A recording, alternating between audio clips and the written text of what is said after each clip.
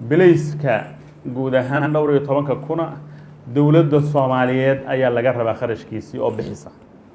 هل كان يتبدل بقية برجع اللي حكم بعيدا كوها حد ولا بتشبر ينك بدن هل كان يتبدل بقية إذا ماذا اللبس كودي ظروفودي تببر كودي وحبا يسكبدني marka halkii laga yimi iyo halka aynu joogno wabiba ka dhibcaan in isbedel yimi laakiin halka aynu u soconno waxay noo jirtaa 1 kilometer halka aynu u soconno aad bay u fogtay taanigu afar qodob baan idin oranayaa niman yahow mas'uuliyadda bilayska Soomaaliyeed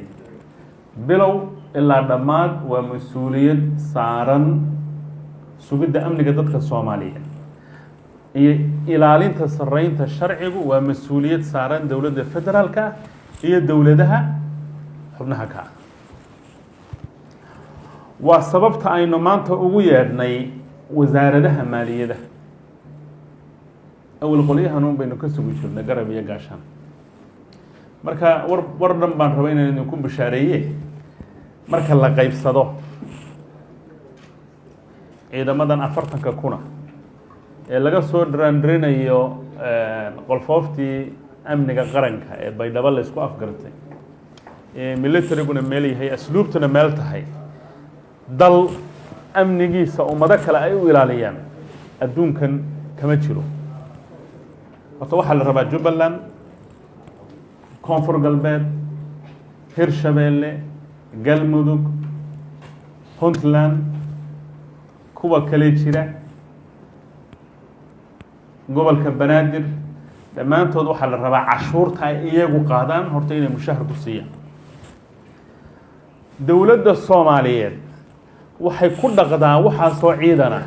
waxa soo shaqaale rayida waxa soo dagaal la gelayo cashuurta ay ka qaado magaalada Muqdisho oo kaliya dalka intii sii badnayd maamul goboleedyada gacanta ku haya 9% hantidii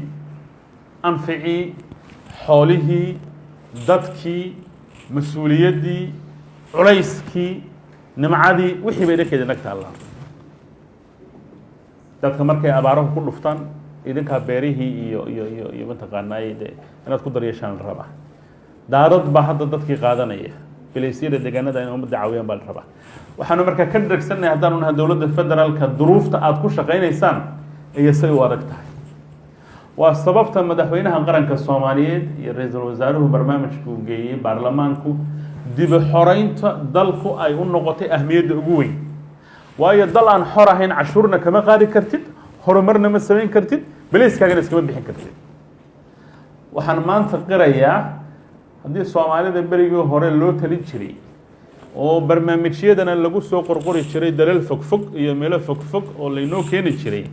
maanta wasaaradda maaliyadda oo joogta iyo wasaaradihii amniga iyo mas'uuliyiintii kale ayaa isla jaangoynaya bal xajmiga hawsha ay wadaan intay leegtahay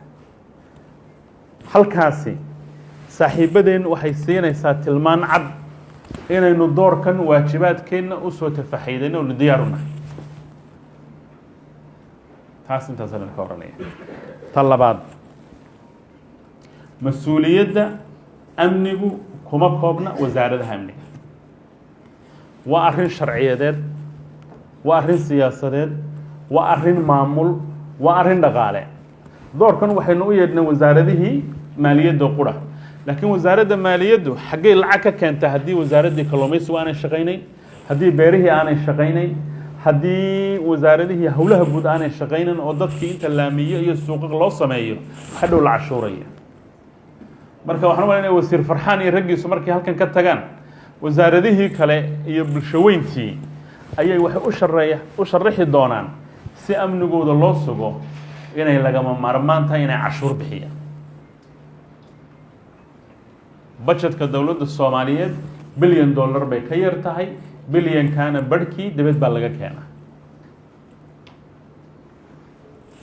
Soomaaliyadii aad aqoon jirteen ragga qaar ay soo gaadheen ee inta soo ciidan iyo agab iyo adduun lahayd waxna iyada la soo bixin jirtay waxna caalamka ka heli jirtay tanna caalamku 30 sano daadaheenayo waqti kale uma hayo adduun weynihii baa kun guluf ka jiraan oo kun colaadood ka jiraan oo kun dulmi ka jiraan oo la isku duulaya aad ogtiin waxa ka taagan xabaal iyo ninkeed waa loo kala tegay horta inagay mas'uuliyadaasi na saaranta finally federal architecture kuna meel buu yaallaa federal policing model kuna meel bay taallaa dabakhiddii iyo daadejintii arrintaa qaybaheeda kala duwan baa laydinka raba waxaa ka mid ah in baleysku uu sharci lahaado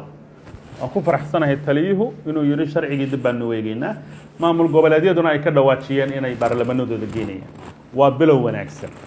waxaa ka mid ah in habka baliiska loo qorayo ay noqoto hab aqoon iyo shuruudo tartan iyo mataqaanaa criteria lagu qoro waxaa ka mid ah in tababarka baliiska la siinaya uu yahay mid caqliga iyo jismiga iyo qiyamkoodaba dhisa oo qof hagaagsan uu noqdo oo dulmi aan gelin waxaa ka mid ah habka loo maareynayo personal management oo qofka maalinku shaqada la qorayo sida uu u korayo oo mid shalay ka yimi aanu janar ku dul noqon 30 sano 25 sano markuu shaqeeyana sida uga bixi lahaa oo pension u geli lahaa wax dhan oo baliiska ka mid ah raba arrinta inay hogaamiso idinku dheerayn maayo organizational restructuring of the police force degmooyinkaad sheegtay ee atmis iyo qolyo kale ay gacanta ku hayaan sidee bay dhaba inta looga daadajiyo loo geynaya bulshadaana looga qoraya dadka oo dad iyagu ay garanayaan ay ugu adeegaan inahaas waxaa timi hubka iyo hubkiina saad u kaydinaysaan military iyo baliisku way kala duwan yihiin hubka laydin siiyo habkaad u kaydinaysaan habkaad u ilaalinaysaan habkaad u isticmaalaysaanna waxbaa laga rabaa